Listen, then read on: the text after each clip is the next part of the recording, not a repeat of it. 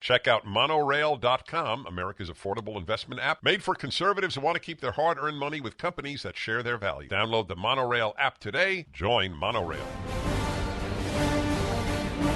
Hello, everybody. Welcome to the Friday edition of the Dennis Prager Show. The weeks go by fast. And indeed, we are about to enter next week, March. And my feelings about the years are justified. January and February pass by extremely quickly. Kansas rights bill angers left with its definition of woman. Let's see. Washington Times. Legislators in red states are determined this year to do what Supreme Court Justice Ketanji Brown Jackson could not do: provide a definition of the word woman. Do you realize if somebody had a time machine in just 10 years ago, and they could read what I just read to you,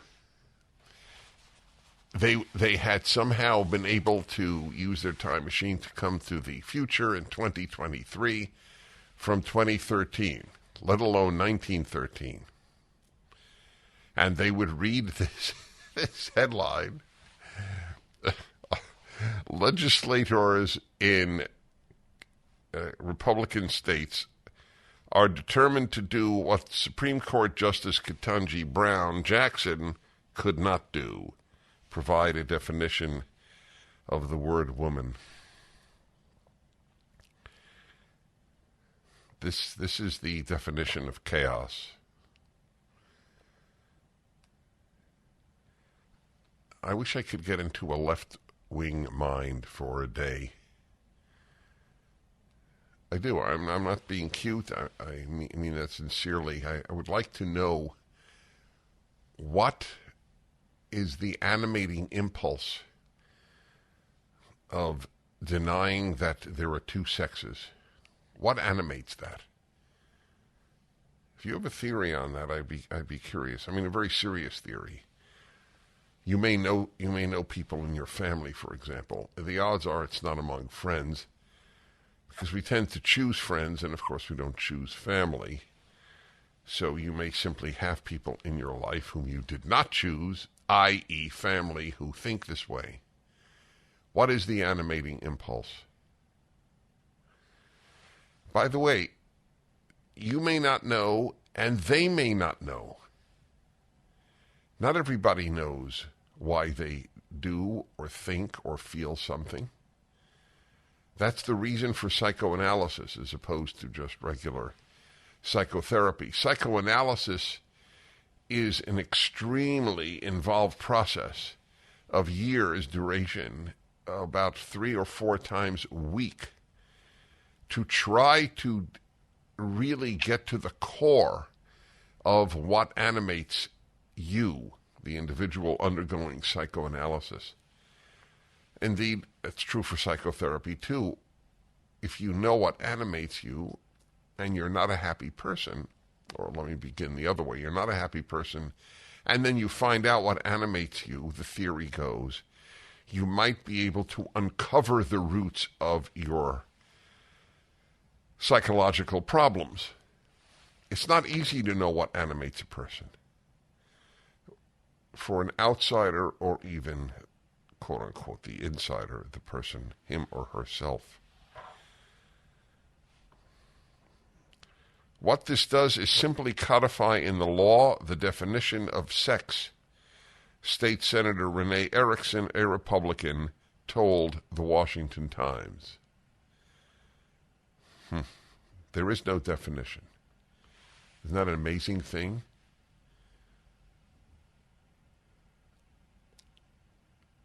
Not all people with female chromosomes, a uterus, a vagina, breasts, capability of lactating, menstruation,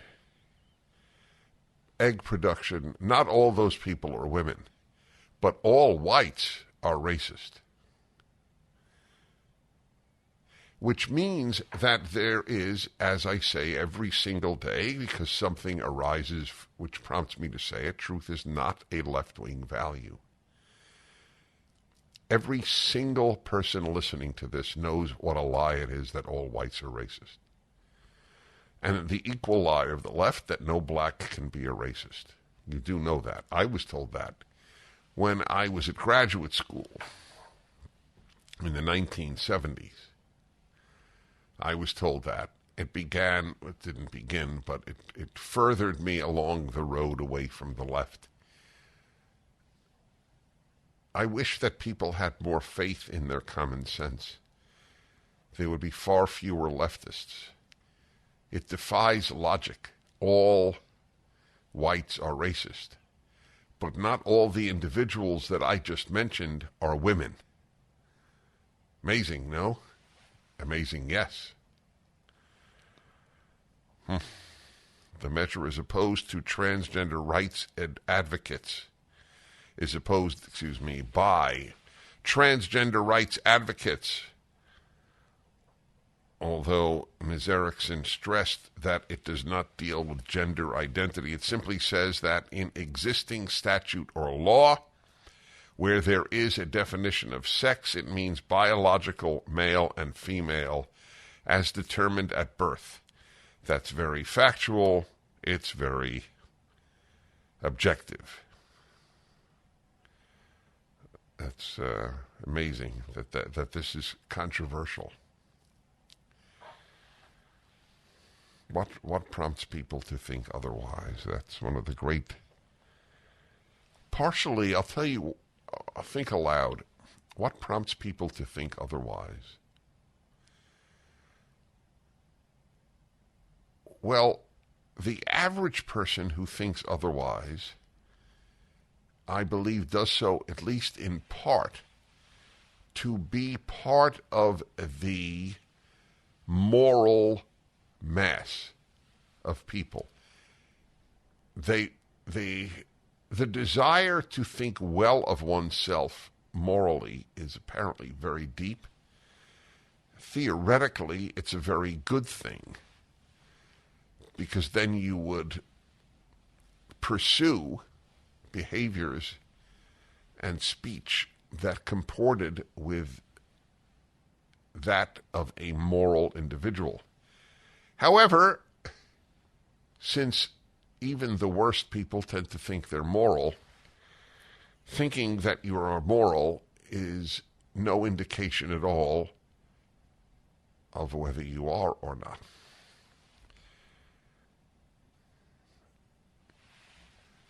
Following the majority is the shame culture that was rejected by the Judeo-Christian world. Reading this book, as I've mentioned now on a number of occasions, I think it's titled The Weird People. The weird are the products of the Judeo-Christian world. And the author, I think, is an atheist. He's a professor of evolutionary biology at Harvard. But the whole world thought in terms of shame. Much of the world still does. The left does. They don't ask, is it right? They asked, is it shameful to hold a position? As I have said so many times, we are not moving forward to a post-Judeo-Christian world. We are moving backward to a pre-Judeo world. We are re-entering pagan life, which is actually not something that disturbs the left, because if it's an alternative to the West, it must be good. Hence the new oaths that doctors take at University of Minnesota Medical School and Columbia University, its medical school, wherein they take an oath to learn from indigenous medicine. Would they themselves be treated solely by an indigenous practitioner of medicine? This is no knock on the indigenous. It's a knock on them, on the people who take this oath at medical schools. Anyway, it's very controversial to define a woman as the documentary What is a Woman So revealed. There is nothing too absurd for a massive number of people to say and thereby draw in a large number of people. Every day when I pass a mirror, I still can't believe it. It's me! I'm looking back at myself. I never thought I'd be this fit again, but 42 pounds ago, I decided to take control of my health. And with the help of my PhD weight loss and nutrition, I'm so glad I did. The program is simple. Dr. Ashley Lucas and her amazing team customize a plan for your body to make it simple. They even provide 80% of your food at no additional cost. They treat your entire person as one. Dr. Ashley believes that all change starts with the mind. She'll help you to change your behavior when it comes to food and think differently about food so you'll never gain the weight back. Give them a call right now at 864-644-1900 and they can answer all your questions. If I can do it, you can do it. Here's an interesting piece that I have been mulling over for a while. It's from The Week. Why U.S. teens aren't getting their driver's licenses. As it notes, getting a driver's license used to be a sign of burgeoning independence for America's teens. This may not be the case anymore. The Washington Post reports that 16 and 17-year-olds are driving much less than their predecessors. Unlike previous generations, they don't see cars as a ticket to freedom or a crucial life milestone. And that reluctance to get behind the wheel is lasting into young adulthood. Just 80% of adults in their early 20s had their licenses in 2020, down 10% from 1997. The trend has drawn some consternation from their elders. The real reason teens aren't driving, The Atlantic's Tom Nichols writes, is because they're not growing up and because you'll drive them anywhere they need to go. What do you think the reason is? And do you find this true in your family?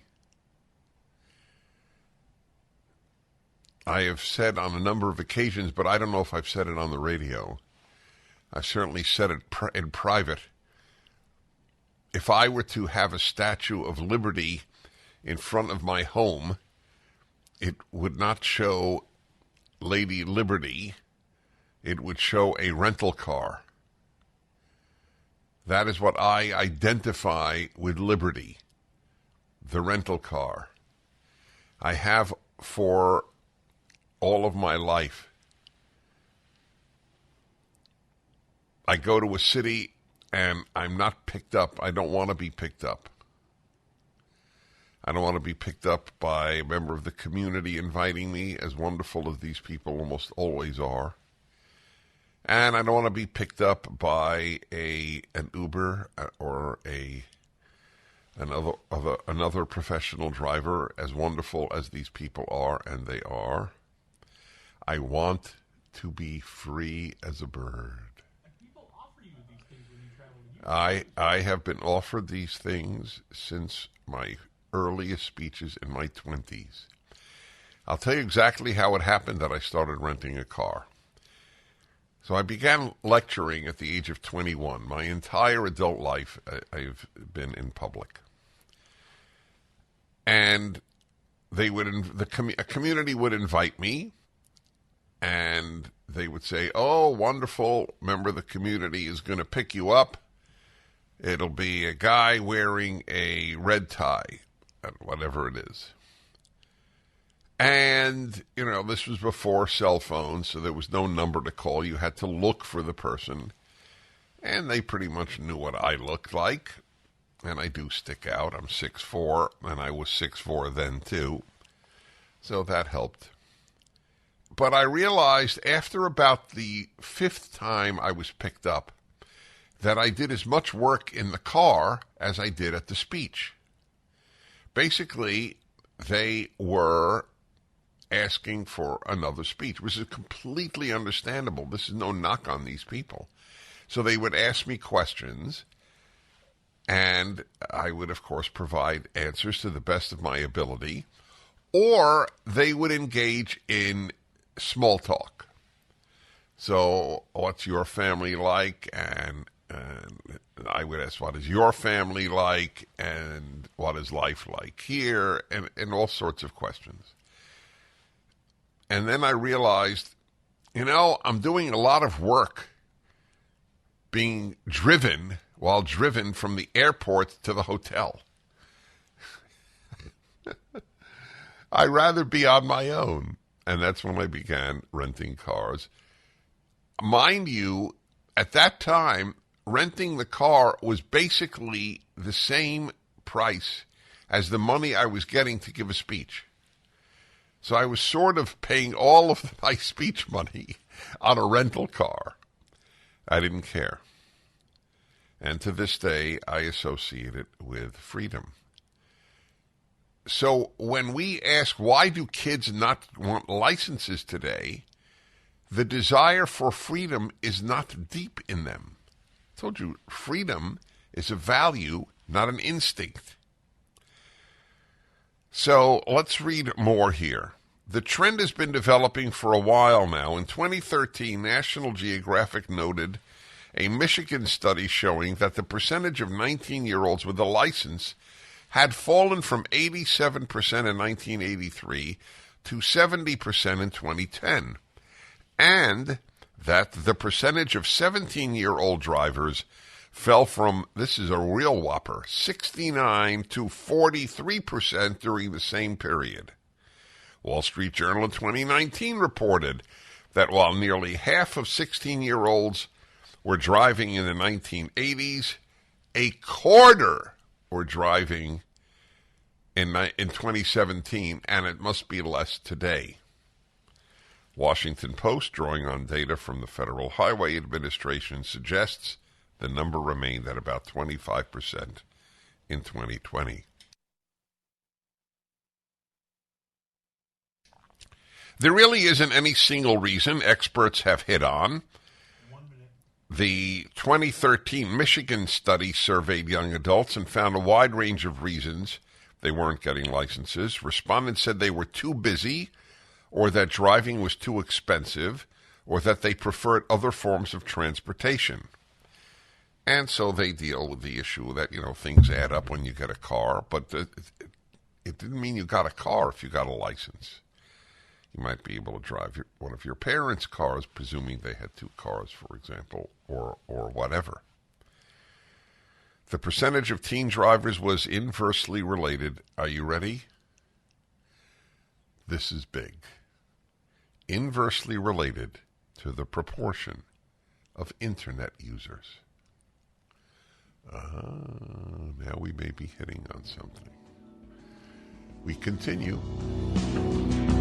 COVIDtaxrelief.org got a small retail business almost $80,000. COVIDtaxrelief.org got a manufacturing business nearly $250,000. And COVIDtaxrelief.org just got a large distribution business almost $900,000. If you run a business, church, or nonprofit and paid your employees through all or part of the pandemic, you could qualify for up to $26,000 per employee through the government's CARES Act. But beware of clickbait or pay-up-front companies that make you do the work and take a huge percentage of your refund. COVIDTaxRelief.org receives a low, reasonable commission only after you receive your refund. And with 300 CPAs and tax experts, no one is better at getting you the maximum benefit than COVIDTaxRelief.org. Visit COVIDTaxRelief.org now because this plan expires soon. That's COVIDTaxRelief.org, COVIDTaxRelief.org. Refund examples are not a guarantee and not all businesses qualify.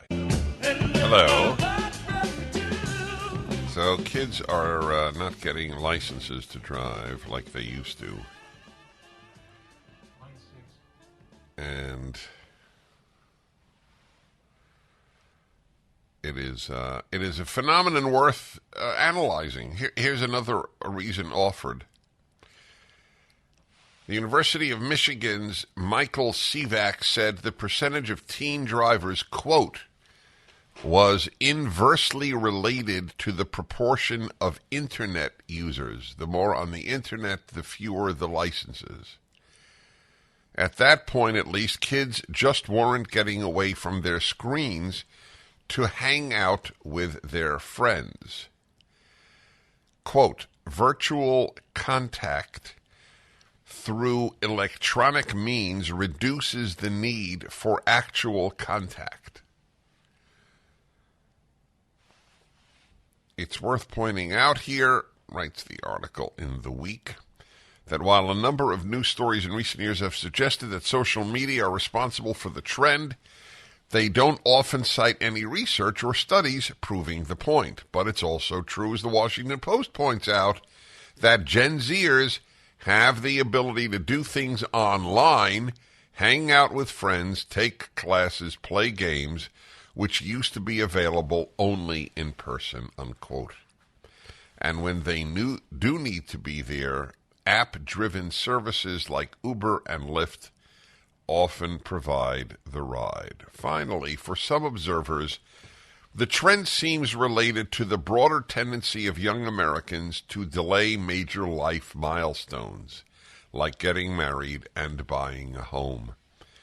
But it may simply presage a broader shift away from driving. A 2021 overview in the journal Transportation Research found that millennials, the first generation to take its time getting a license, still drove fewer miles than Gen Xers and baby boomers long after they had reached adulthood. Yes.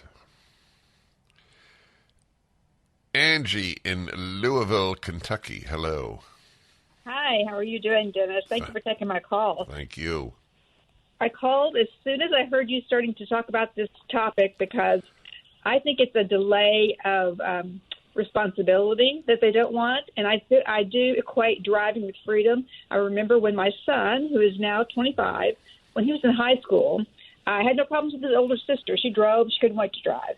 But I had to absolutely force him to take his driver's test and to drive. And he has a friend who just turned 25 about a month ago and only got his license then, still had not driven.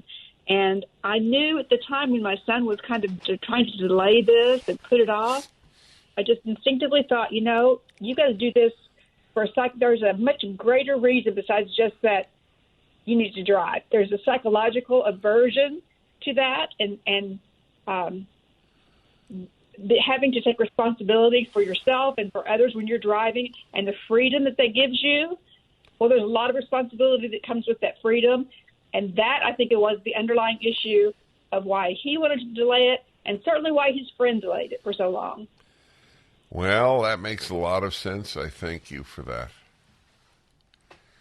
Yes, what she said, what the article said.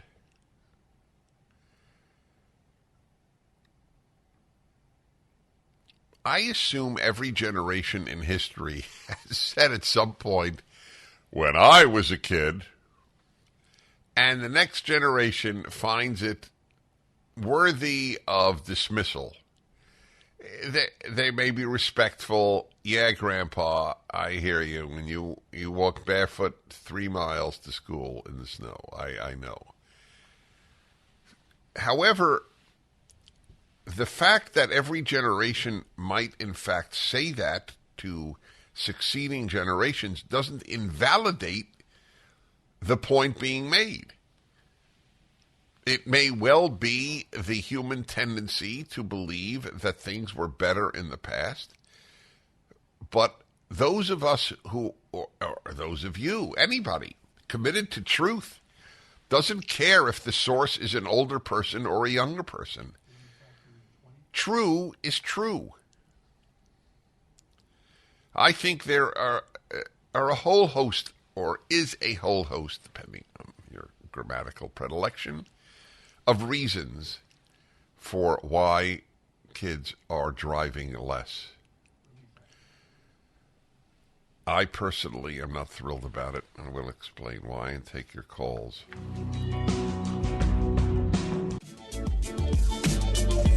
So, every year, apparently, fewer and fewer kids are getting driver's licenses. Whatever your theory, you have to admit it's a significant piece of data. Given the role driving played since the invention of the car in young Americans' lives, what has happened? And I think that there are a lot of answers. I think part of it is not wanting to grow up. Getting into a car and driving somewhere on your own is an act of independence. Independence in our society is a form of getting into adulthood. Now, others will say, that's ridiculous. I'm formulating their response as I speak to you. That's ridiculous. They know that the car pollutes. They know that they can get around with public transportation, or they can bicycle, or their parents will take them where they need to go, or they could just call Uber. And where is there to go? They're not going to go to the mall like they used to. They're not visiting friends. They can text them or follow them on Instagram. That's the theory. Let's see here. Encino, California, and Ellie, hello. Hi, Dennis. Thank you for taking my call. While I agree with the phones being a problem, I think there's a deeper issue here with not wanting to go out and drive. I think our teens are limited in their desire to explore. My daughter is not curious about visiting other countries either, traveling. And when they're trapped on their phone and social media and the games they play or what's being fed on TikTok, their curiosity to explore what's out there, that's what's missing. And before all of this, when I was driving, I was curious to explore around the corner driving and then drive to another city adjacent. So I think what's being destroyed is their curiosity. That is a very intelligent call. If I gave prizes for the call of the day, you would get one. Oh, thank you. Yeah. I'll tell you why I love it. I love it because it's original, it makes sense, and I didn't think of it. No, thank you. It's a compliment coming from you, but I'm a career coach, and students that I see to select their majors and develop, their curiosity for the world of work, it's affecting that too.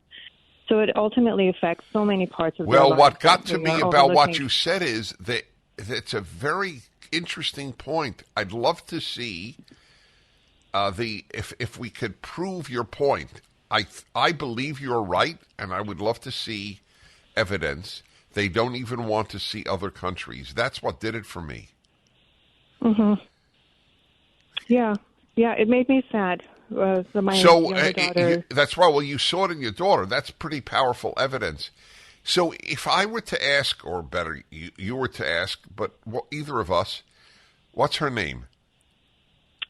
Sophia. Sophia? Okay. So Sophia, when when my generation was your age, the biggest thrill for so many of us was, wow, I could go to Europe, I could go to Asia, or more exotically, so to speak, go to Africa. Why is that not a factor in your fantasy world? What would she say? She says, I don't know. I showed her, I'm from Iran. I showed her videos of an area called Darband that is so unique and different. And I said, Sophia, if things change in Iran, this is where I'll take you. And she looked at it for a few minutes. Okay, Mom, maybe. And she walked away. Wow. Does she speak Farsi? A little bit. And you spoke to her in English? Yes. Are you married? No. Why not? I'm not. I haven't found quality conservative men here who are just not into only sex. Well, that's the lament. I actually did a male-female hour on that. Do you date?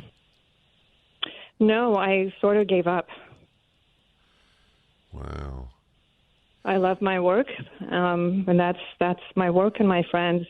So does Sophia have a relationship with her dad? She does, but not very. I don't think either of my daughters are very close. I don't want to say too much being on air. No, you don't have to.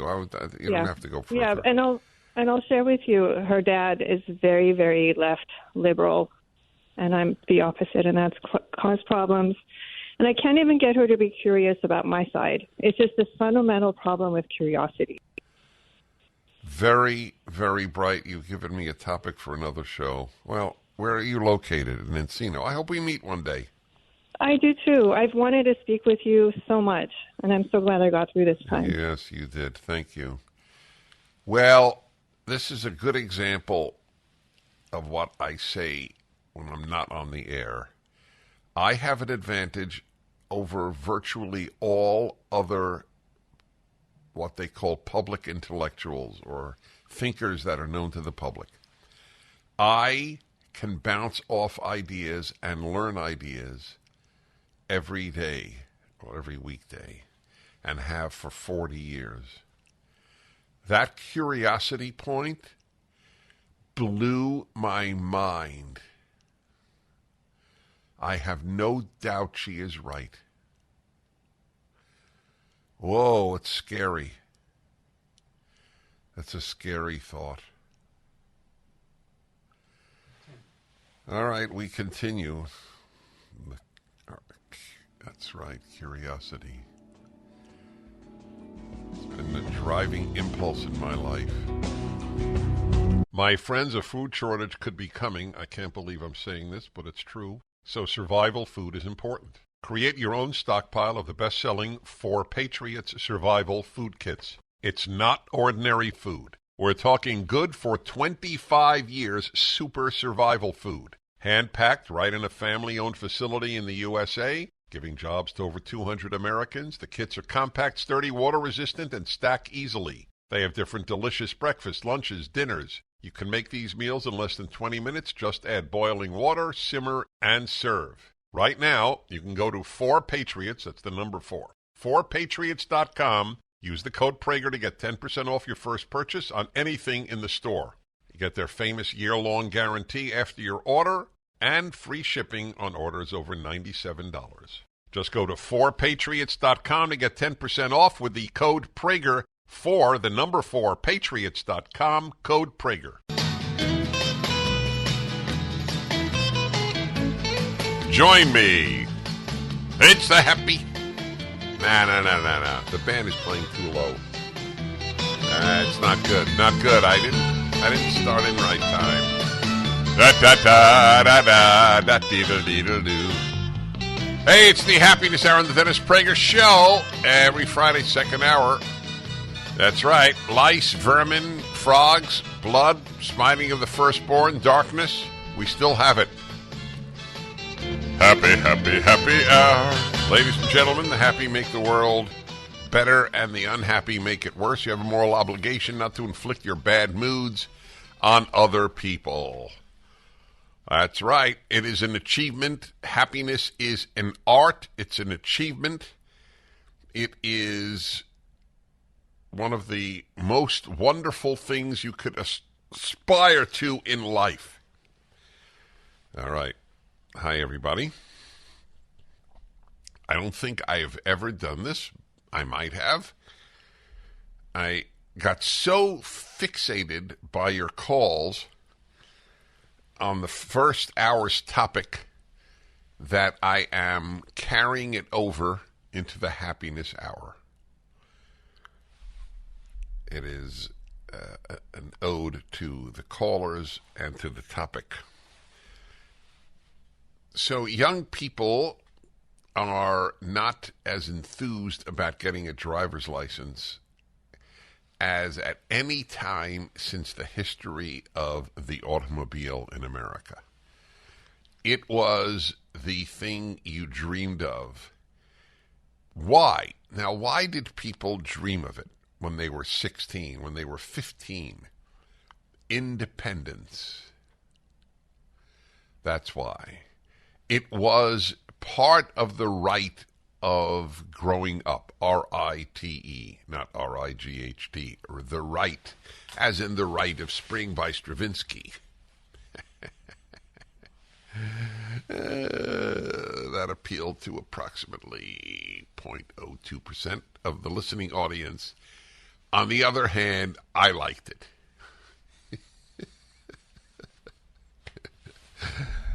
And Mike liked it. Yes, my Mr. Snuffleupagus.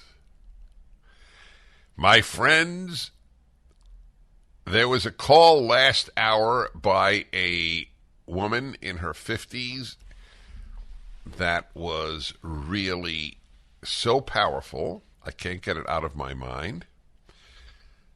I really hope we meet one day.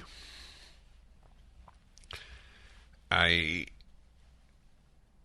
am carrying over that call and this topic to the happiness hour. Not because of the car specifically, but because of what it represents. That's the word. What does it represent? And her take, based on her own daughters, or at least one daughter, is a lack of curiosity. So here's an interesting question, one of many. Doesn't curiosity increase your happiness? And the answer is, I don't know. In other words, can you lead a dull life and be happy? What do you guys say to that? Can you lead a dull life and be happy? See, the question is one that I don't have a definitive answer to. Is a deep life and a happy life, are they connected? Do you get happier the deeper you get? I tend to think so, but I'm not certain, because I am deep. It's not a compliment. It's this notion of you can't be objective about your good and your bad traits is absurd. You may not agree with me on any given subject, but I think I qualify for the adjective deep, because I'm preoccupied with deep subjects and leading a deep life. And it has massively contributed to my happiness. But I have to believe, remember, I don't know if you'd remember, Woody Allen's phenomenal early movies, like Manhattan and Annie, what was it? Annie, what was the with Annie in it? Let's see. Manhattan. Woody Allen. One of his early movies. Anyway, there was a famous scene in one of his early movies. He's in line at a movie theater, and he he approaches a couple, and he says, "So you seem happy. What is your secret?" And they said, "We're shallow." And I was thinking that's a great scene. I mean, for those of you who have curiosity about life, and the woman who called, I think her name was Ellie, the woman who called and said her daughter was not curious noted something which really hit me hard. Not only did her daughter not particularly want a car or a driver's license, she had no real interest in going to other countries. So I wonder, do you find that... Annie Hall, thank you, that is correct, yes. Did you see that? No, but I think I'm going to do it this weekend. Yes, you should see it this weekend. Woody Allen and Diane Keaton. Yes, Woody Allen and Diane Keaton. I mean, his early movies were brilliant. They were brilliant. I thought a lot of his movies were, to be honest. I think he's gotten a bum rap in life. And I certainly am not ideologically a kindred spirit. You're going to put a direct line in my IM? A direct line to what? Oh, you have the quote from the movie? God, I tell you, when Sean works, he really does a good job. So was I close? Yes, I did. I'm very shallow and empty, and I have no ideas, and nothing interesting to say. This couple off the street. All right, I got it. Shallow was the key word. So, is this generation sabotaging its happiness on the altar of the phone? That curiosity seems not to extend much further than the happenings on Instagram, TikTok, etc. I do worry about it. Curiosity and happiness. I never raised that issue, and that woman provoked it in me. The reason that I've carried the subject over is because of, again, what it represents. It represents another thing. Growing up does make you happier. You think you're happier if you stay a child, but it's not true. It's sort of like you think you're happier if you eat as much of anything you want. It doesn't make you happier.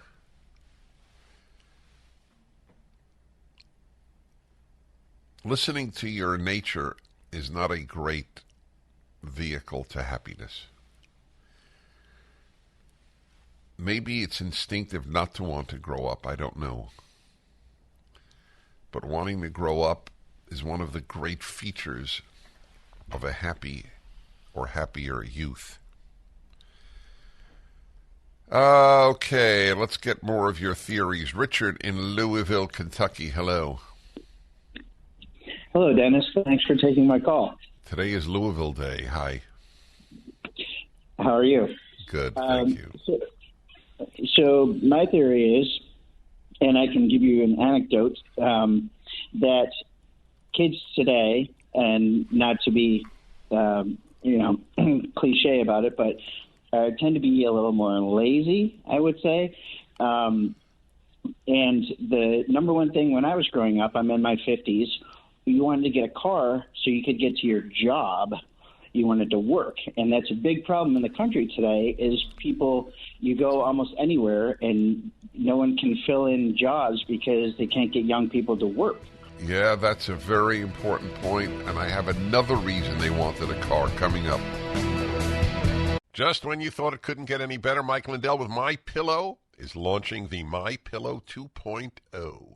When Mike invented MyPillow, it had everything you could ever want in a pillow. Now, nearly 20 years later, he discovered a new technology that makes it even better. The MyPillow 2.0 has the patented adjustable fill of the original MyPillow, and now with a brand new fabric that is made with a temperature-regulating thread. The MyPillow 2.0 is the softest, smoothest, and coolest pillow you'll ever own. For my listeners, the MyPillow 2.0 is buy one, get one free offer with promo code Prager. MyPillow 2.0 temperature regulating technology is 100% made in the USA and comes with a 10-year warranty and a 60-day money-back guarantee. Just go to MyPillow.com and click on the radio listeners square to the buy one, get one free offer. Enter promo code Prager or call 800-761-6302 to get your MyPillow 2.0 now. That's the happy organ, if I'm not mistaken. No comment. Happiness Hour, based on a topic of my first hour. Kids not wanting to drive nearly as much as they did in the past. What does it represent? So the last caller noted that one of the reasons kids, for all of the history of the car, wanted it was to get to work. But so many young people don't go to work now, which is true. That's just statistically accurate. I have another theory, and that's why it's part of the happiness hour, this topic, which was prompted by the last call, not wanting to go to work or not going to work, not going on dates. A big reason guys wanted a car, can't speak for the girls, but why the guys wanted a car was to pick up a girl and take her out on a date. It doesn't even happen now. I speak to a lot of young people, and of course I have the Dennis and Julie podcast, which is, let's say, the least mind-blowing. 23-year-old magnificent young woman and I, and the most honest talk about life every week. It's called the Dennis and Julie podcast. You can watch it and you can listen to it. Yeah, that was a big factor. You get to pick up a girl and take her out on a date. It is so... You have the Annie Hall clip? Yeah, let's play it. I haven't heard it in decades. You look like a very happy couple. Are you? Yeah. Yeah? So how do you account for it? I'm very shallow and empty, and I have no ideas and nothing interesting to say. And I'm exactly the same way. I see. Well, that's very interesting. So you've managed to work out something, huh? Right. Oh, well, thanks very much for talking to me.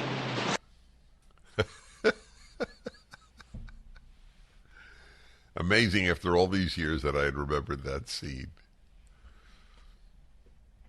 It sounds so quaint, doesn't it? Oh, I'm going to take the car, the family car, my mom's car, my car. Yeah, I'm going to pick up a girl and go out on a date. It is so true that so many things in life are not missed until they're gone. The old Oregon timber workers statement, you don't know how tall a tree is until it falls. That was a wonderful thing to do. Take a girl out on a date. It's good for both sexes. So, all right, let's, the curiosity factor that was brilliantly raised last hour, that's another issue. Do kids today want to see other countries?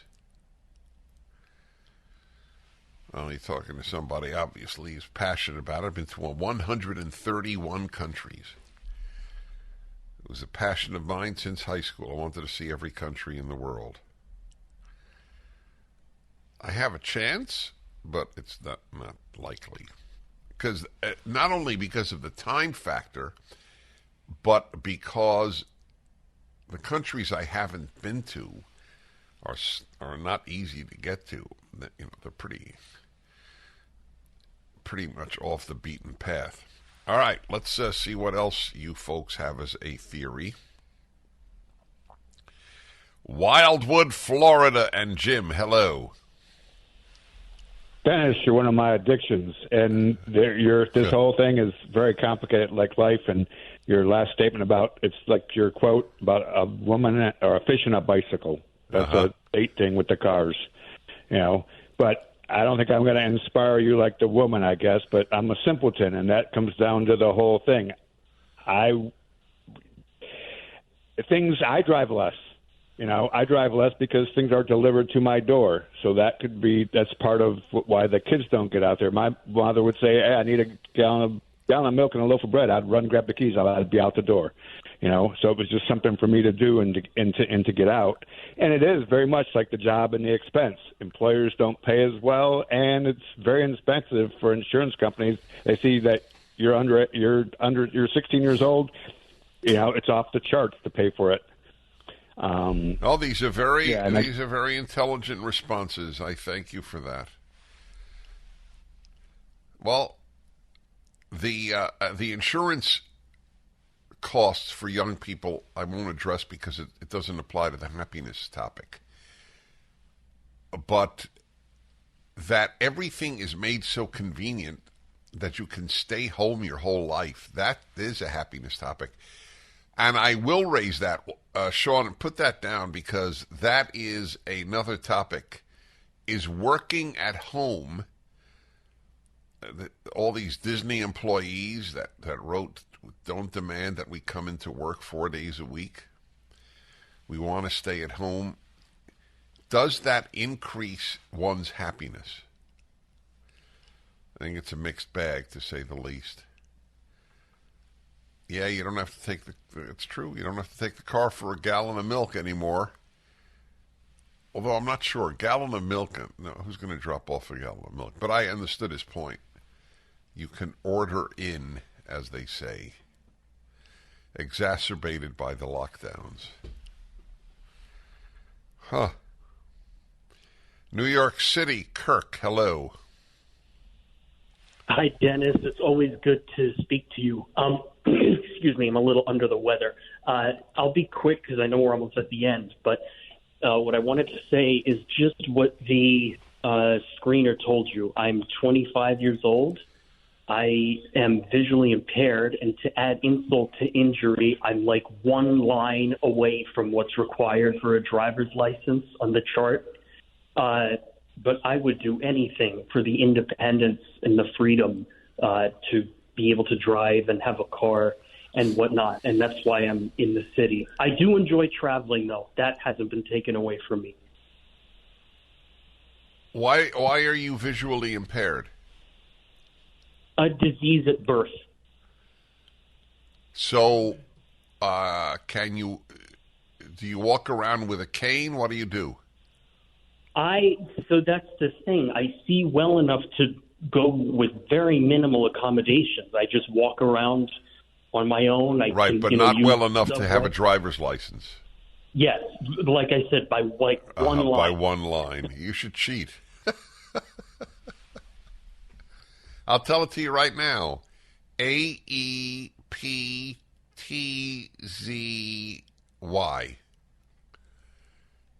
And I'm not even looking at it. Okay. I am wearing my glasses. That's true. I think more clearly. I make up things better with my glasses on. It's the little old lady from Pasadena. It's the little old lady from Pasadena. Go, Granny, go, Granny, go, Granny, go. Got a pretty little flower bed of white gardenia. Go, Granny, go, Granny, go, Granny, go. But parked in a rickety old garage is a brand new shiny red super stock dog. And every goes in there, nobody needs. Happy Happiness Hour on the Dennis Prager Show, second hour every Friday. And it's a carryover from the last hour, why so many fewer kids want driver's licenses than in the past. I mean, the past since the invention of the automobile, basically. So it's a first, and so many reasons have been given. My favorite being the one where the mom who called in attached her daughter's lack of wanting a license to lack of wanting to travel to foreign countries.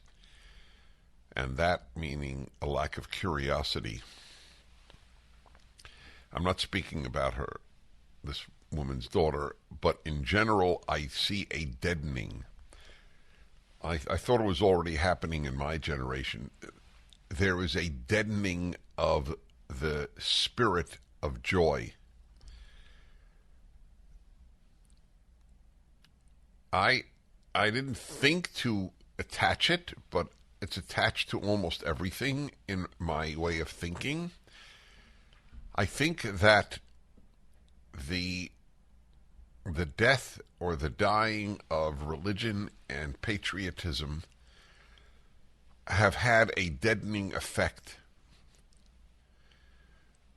If you see movies from the 1930s about America and the joy of July 4th, there was a joie de vivre. You know, 100 years ago was the Roaring Twenties, and now we have the Dead Twenties, the opposite of Roaring Twenties. The deadened, the frightened 20s. It was the Roaring 20s and now the frightened 20s. The association of the car with all of these independence-giving things. All right. Chicago. Was I on with anybody? No. So I am free to choose any call. Chicago, Illinois. Donald, hello. Hi there. Thanks for having me. Yes, sir. I don't disagree with anything that's been said so far. In fact, I think that your insights and the callers' insights so far have been illuminating. But I just wanted to emphasize one thing and then draw a little bit of a conclusion on it. And it's the emergence of some of this technology that allows people to traverse around using apps like Uber and whatever different ride-sharing, things like that. But it's contributing to a thing that, you know, a lot of people have been noticing, which is like that in the future you'll own nothing concept. And the frightening conclusion from that is that when you don't own anything, then the person that does own the things makes the rules. So, you know, imagine how conservative speech is limited on social media, Twitter, and all of that, and apply it to everything. Apply it to, you know, your mode of transportation. And that's kind of where I went when I heard this topic. Yeah, that's right. It's a good point. And you had mentioned to the screener of the World Economic Forum. That's right. You will own nothing and be happy.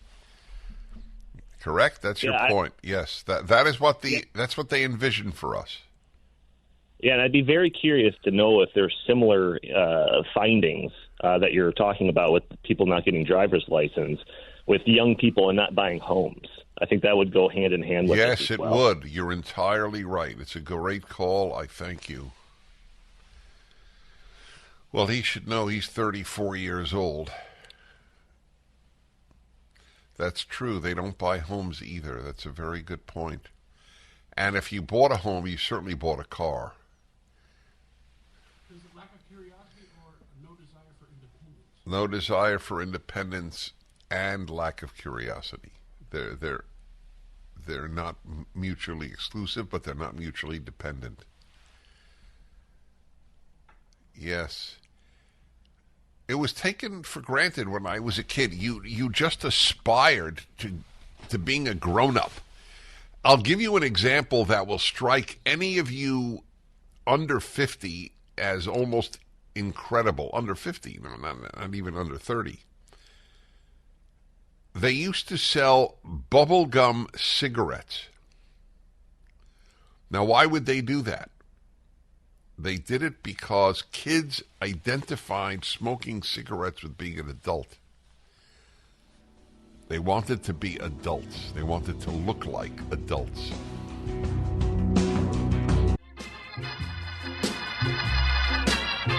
The Kings send out a line of Wayne Gretzky along with Luc Robitaille and Dennis Prager. Gretzky wins the faceoff. He gives it to Robitaille. Robitaille gives it to Dennis Prager. Here's Prager to center ice with Gretzky. 2-on-1 break. Gretzky back to Prager. He stumbles and falls.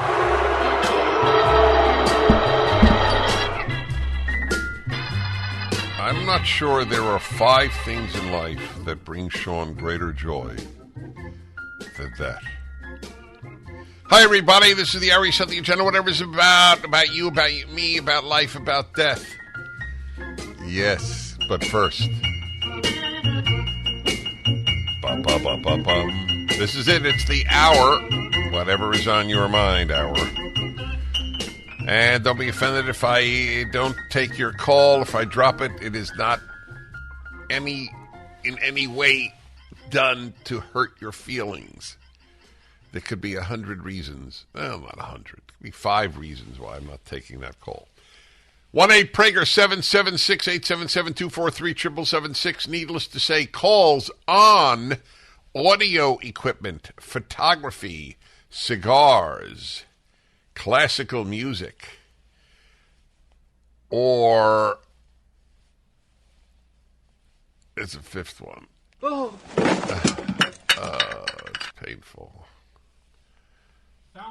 Fountain pens. All of those are particularly welcome on this hour, whatever is on your mind hour.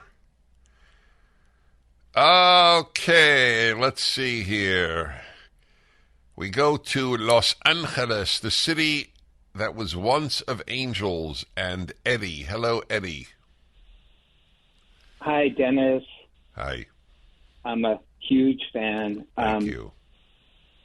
At the very beginning of the pandemic, you said that lockdowns would cause mass destruction, but you didn't know at the time that they would save any lives at all. And I mean, was that approach to decision making from the Bible? No, I can't claim that it is. I read enough very early on to realize that the price being paid by lockdowns would be great and probably greater than any savings of life. And I had Sweden from a very early age as my test case because they didn't lock down. And I think you said that before Sweden decided not to lock down. And it was just one of those things I heard you say once, and you didn't repeat it like you often do, with good ideas. But I just thought it was brilliant. I mean, because it turned out that was the right approach. Yeah.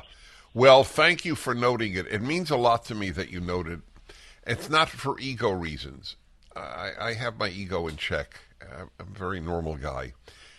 The reason that is important to me is that I regularly take positions that are different from the dominant left at your university, high school, in the media, in medicine, and they have all turned out to be right, so I should earn your credibility. That's the reason. And the opposition, like the American Medical Association, should earn your scorn. I wrote very early on because I read very early on about the inevitable adverse consequences to humanity of the lockdowns. And it struck me that unless you had such a lockdown that people would be never allowed out of their houses, which is what they tried in China, and it didn't work. And so as soon as they got out of their houses, of course, people contracted COVID from one another. Since that is not an option to keep people indefinitely indoors, and even if that is, it was not worth it. Also, I believed, and still do, in therapeutics like hydroxychloroquine with zinc. The fact that the New York Times mocks people who advocate ivermectin, for example, as a horse dewormer and only a horse dewormer, only reinforces my belief that it's probably true, because whenever there's a controversial subject, the New York Times is always wrong. It's not always wrong in every article, because it doesn't have an article always on a controversial subject. But when there is a left-right difference, the left is always wrong. And I have the backup. I tweeted it in April 2020. I kept reading about the hunger that would result from lockdowns, the shattered economy, the children being set back. When you think about what college-educated people supported, masking 2-year-olds on airplanes, do you understand the cruelty as well as the idiocy of such a position? My heart broke for families that had to travel. How do you keep a mask on a 2-year-old? Anyway, none of you, only the people who work with me, saw my great new invention, the yarmulke mask. Should I put one on, gentlemen? Because some people can watch me right now, right? At the Salem News Channel. Is that where you can see the show? I am about to put on my famous yarmulke mask, because I always have one with me. And here we go, ladies and gentlemen. The Dennis Prager invention from COVID. There you go. Now, you can hear it's muffled. I am behind a serious piece of cloth here. And the joke is, you could pretty much get away with it. Am I right? You're cracking up, guys, but you got to admit, it's effective. And there you go, the famous yarmulke mask. Wow. All right. Next, let's go to you. Thousand Oaks, California, Nick, the famous Nick of Thousand Oaks. Hello. Yes, sir. Dennis. Yes. I belong to a church that does not recommend its members vote. And it also, they make an exception for local issues like PTA, school bond, trash hauling, sewage disposal, but not on the issues that are facing the nation. And one of their supporting reasons is that it will bring division into the church. It will people's political opinions will differ, and it'll cause conflict, and we're to remain united. And I've been speaking out somewhat against that. I think that in this country, which was founded on principles of rights coming from God, and that the nation required a moral, principled, and informed citizenry to direct its course, I was stunned when a couple of weeks ago you said that in your synagogue you do not discuss politics. And if that's appropriate, and I'm bringing in division into the church by bringing up these issues, they say it's okay to sigh and cry about the abominations in the land, but we can't do anything about it. To discuss it. Well, there are two separate issues that they're completely unrelated. Whether or not you vote and whether or not you use the pulpit as a priest, minister, or rabbi to discuss politics. The advocacy of people not voting is incredible to me. I on what grounds would they do that? And well, as regards division, yeah. Well, no. I don't know. Well, I don't know. That's an excuse not to be morally involved. I think it brings shame on one's religion not to be morally involved in the crises of the time. Well, everything has been politicized, and yes, you're right. It's very need to be tough. So, speaking all out right, on you're what's going on. Right. So look, there. I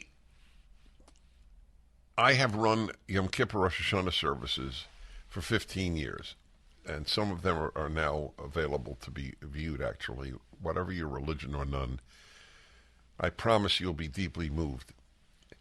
And that service is a sort of refuge for people leaving left-wing rabbis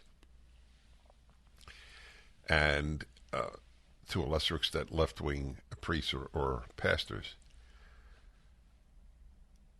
So I wanted them to have a quote-unquote, ironically, I'm using it, safe space. I believe that if I talk, in that case, Judaism properly, people will draw the appropriate conclusions.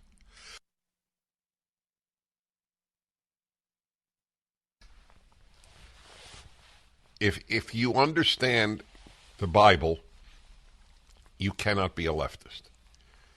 You have to pervert the Bible to be a leftist.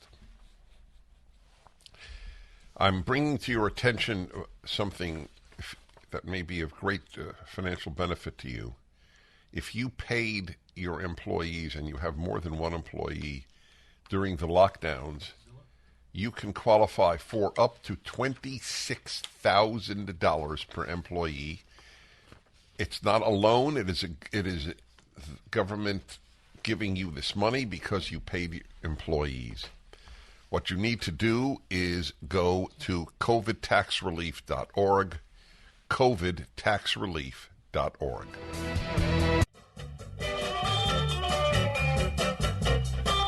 Well, hello, everybody. This is the hour you set the agenda, whatever's on your mind. Dennis Prager here. And let's see, does anybody differ with me here? Some might. Not always clear. Tallahassee, Florida. Tim, hello. Hey, Dennis. I have to hand it to you. You were right about masks. The Cochrane database is authoritative and scientific, and it showed they didn't do very much.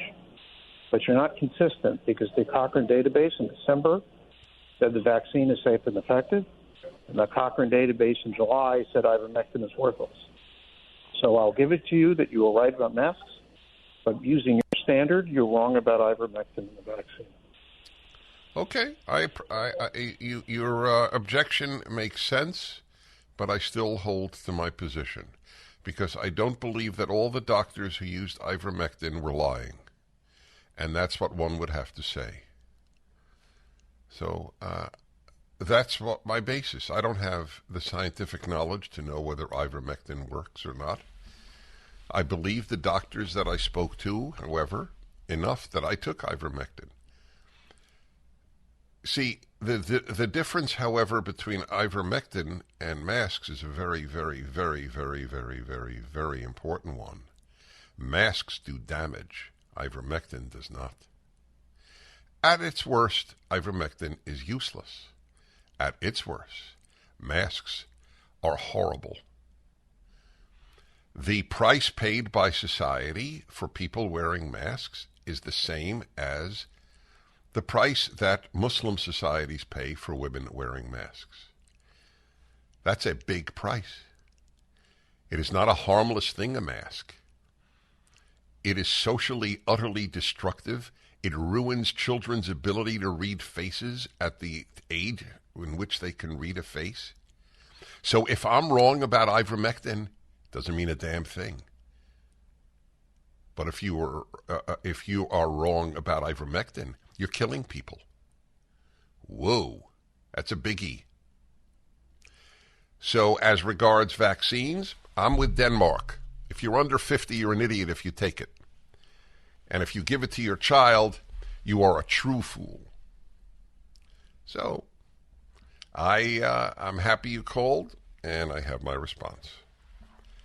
The one more thing, I don't know if it was Cochrane but so many now studies have shown that it is better to have built up antibodies having had COVID than build them up having had the mRNA so-called vaccine. I'm glad I took your call. I thank you. All right, let's see here. St. Paul, Minnesota, and Dan. Hello, Dan. Yeah, hi, Dennis. Thanks for taking my call. I know Thank you were you. talking about, I know last week I think you were talking about loving your enemies, and I don't know if you came to a conclusion, but I think your point was that we really shouldn't love our enemies. Oh, And no. you were It depends who questioning- your enemy is. If your enemy is on a personal level, which is what I am certain Jesus was talking about, it is inconceivable to me that Jesus would have gone to the Jews of Europe in the 1940s and said, love Nazis. Do you believe he would have? Well, I think he would have said love them in the sense of doing good things to them and wanting them to turn from their evil ways. Not in the sense of being, buddies with them or condoning what they're doing, but in the sense of doing good to them. Like Proverbs says, if your enemy is hungry, give them food. Mm-hmm. So you would have And in you so would have fed a doing, Nazi in World War II, based on I Jesus. would have. Well, not based on Jesus, based on Proverbs. Because Proverbs says right. if your enemy is hungry... You think that and in whoever wrote Proverbs, whether it was King David, King Solomon, or somebody else, you think that person, and I'm not being cute, I want to just understand Right. your thinking. You believe they would have said, if you see a Nazi soldier, feed him. Right, and in so doing, you're burning, you're heaping burning coals on his head, hoping to change their heart. I don't understand the heaping burning coals part. Because that's what comes after the proverb that talks about if your enemy is hungry, give him bread. If he's thirsty, give him something to drink. For you will heap burning coals on his head, and the Lord will reward you. That's Proverbs 25:21. So, all right, it's not a proverb I'm familiar with. I totally believe it's there, of course. What is the? I don't understand. You feed him and give him burning coals? I'm not following. Well, no, in giving him food when he's hungry, even though he's your enemy, by doing this, you will be heaping burning coals on his head, in the sense that you will kind of shame him. I see. Okay. Because of what he was doing. Again, I am certain that they mean it in terms of one's personal life. Are you a pacifist as a result of your biblical insights? No, absolutely okay, not. so in other words, if you were in fact fighting Nazi soldiers, you would have killed them, which is the opposite of feed them. Well, it depends what the situation was. I mean, No, if they were pointing a gun you're a at you- fighting soldier in World War II. You're fighting a Nazi Right. unit. You're on Normandy Beach. Are you trying to kill the Nazis Yeah. defending Well, Normandy? I- or are you well, trying I to feed probably them? am. Okay, so then I don't Yeah. understand what is the guideline from the Bible that you're citing then. If you think God wants you to kill Nazis in World War II, which I do believe, then what is you can't say God wants me to feed them and kill them at the same time. It's one or the other. Well, that depends on your mission at the time. Yes, your mission at the I time guess. is to kill them. Yeah. Okay, so this is one of the many reasons I've written a commentary on the Bible. The fourth volume is coming out next year. 3 volumes are out, and the Rational Bible is. It troubles me when people use biblical verses as a justification for positions that I'm quite convinced God does not want us to take. when Jesus says love your enemy, as I said, as my first question, would he have said to the Jews in 1940, to his fellow Jews, I might add, let's love the Nazis? I don't think so. Yes, they're taking all of us to murder all of us, our children as well. And our task is to love them. We'll be back.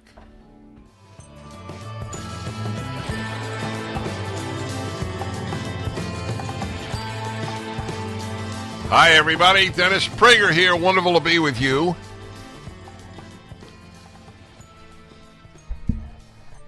This is a painful call on line 4. I'm not sure if he's serious, but we'll find out. Hello, Rick in Northridge, California.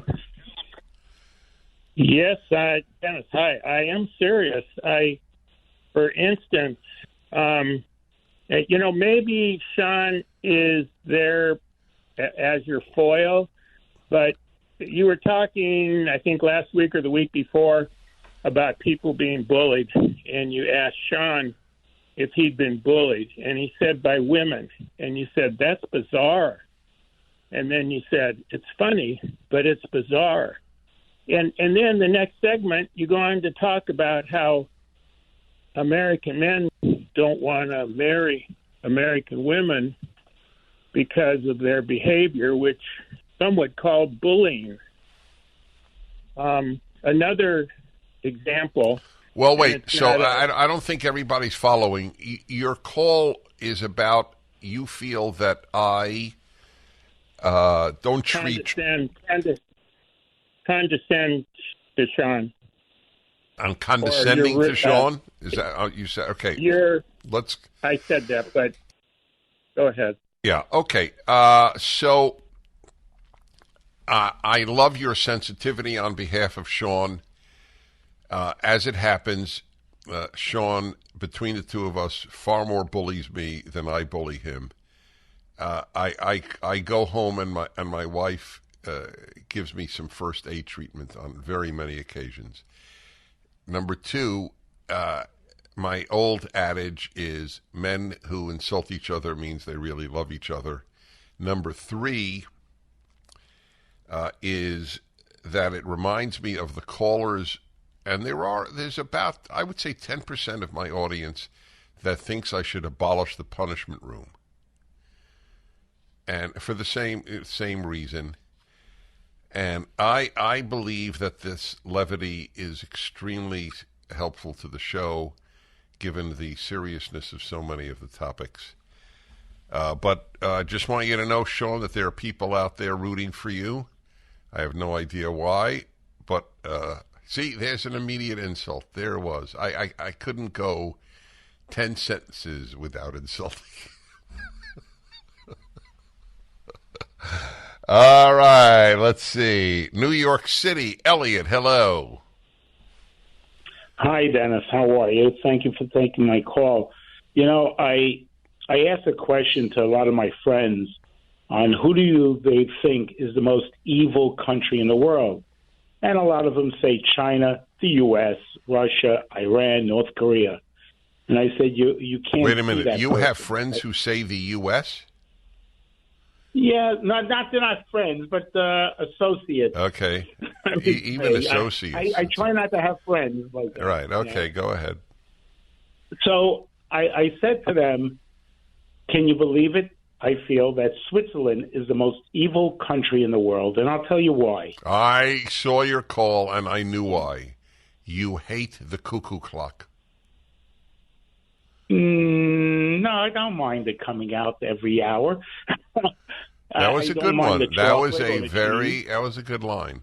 Okay, why do you think Switzerland, this is a new one on me. Why do you think Switzerland is the most evil country in the world? Okay. I was watching a World War II documentary, and I'm looking at the map, and I'm seeing they're always neutral. Right, well, so is Sweden. Sweden, you should pick Sweden.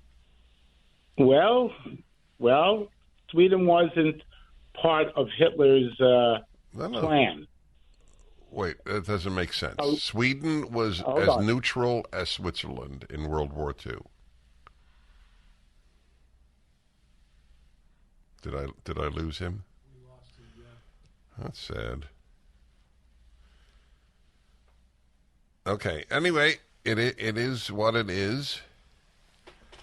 It certainly doesn't qualify for the title of most evil country, but I found that that he thinks about it is a good sign. That's good.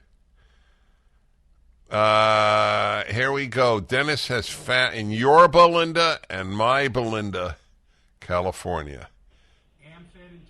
All right, hold on. You know what? Hold on. I don't want to interrupt you. I just got the note that I'll have to interrupt you in a few seconds. So I will take you in a moment. 1-8-Prager-776. Dennis Prager here. Thanks for listening to the Daily Dennis Prager Podcast.